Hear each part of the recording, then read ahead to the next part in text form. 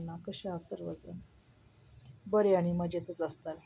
आणि सर्वजण एकच बातमी पाहत असतील की पार्थ पवार याने किती जमिनी घेतल्या, त्याचे किती शेअर्स आहेत. आज दिवसभर सर्वीकडे हीच चर्चा आहे, कारण गुन्हा दाखल झालेला आहे.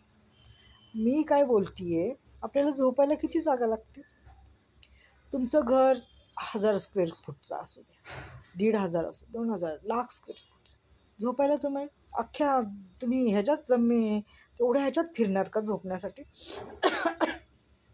झोपायला आपल्याला किती जागा लागते सर्वांना माहिती. सर्वजण रात्री झोपतात घरात. बाबा, मला समजत नाही किती हव्यास. आणि हल्ली ना जमिनीचंच डोक्यात बसलेले माणसाचे. ह्या जमिनीला इतका सोन्याचा भाव, त्या जागेला इतका सोन्याचा भाव. काही अर्थ नाही अहो. हे इथंच सोडून जायचंय, इथंच ठेवून जायचे. जमीन इथंच राहणार आहेत. त्याचे मालक उद्या बदलणार आहेत. 7-12 नावे बदलणार आहेत तुम्ही गेल्याच्या नंतर.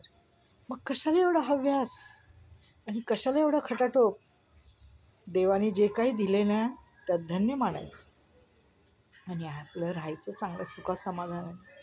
कशाला कोणाच्या शिव्याशाप घेत बसायचं, हो की नाही?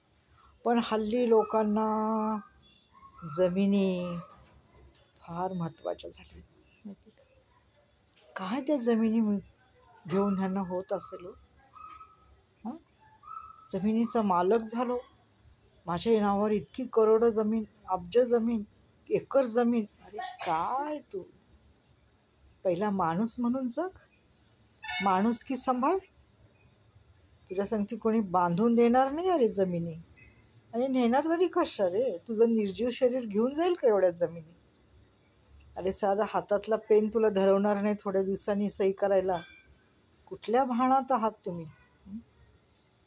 तेव्हा सर्वांना माझी एकच नम्र विनंती आहे की ह्या जमिनी बिमिनींच्या मागे लागू नका. तुम्ही कोणासाठी किती ठेवून गेला तर कोणी तुमचं नाव घेणार नाही की माझ्या बापाने माझ्यासाठी हे केलं का ते केलं. जो तो तुम्ही मेल्यानंतर तुमचा दिवस करणार, वर्ष करणार आणि मग नंतर तुम्हाला विसरून जाणार आणि ते मजा करणार. एवढं मात्र खरं. मग का कमवतो एवढं? कोणासाठी? नका कमवू, नका ठेवू. त्यांचं त्यांना कमवू द्या आणि त्यांचं त्यांना खाऊ द्या. बरोबर आहे का? जशी सर्वसामान्य जनता रोज उठून आपल्या कामाला जाते, कमवते, खाते, करतात ना, मग तसं तुमचं होऊ द्या ना.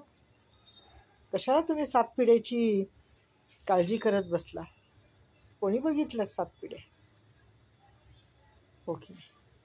तेव्हा सुधरा, सुधरून जा.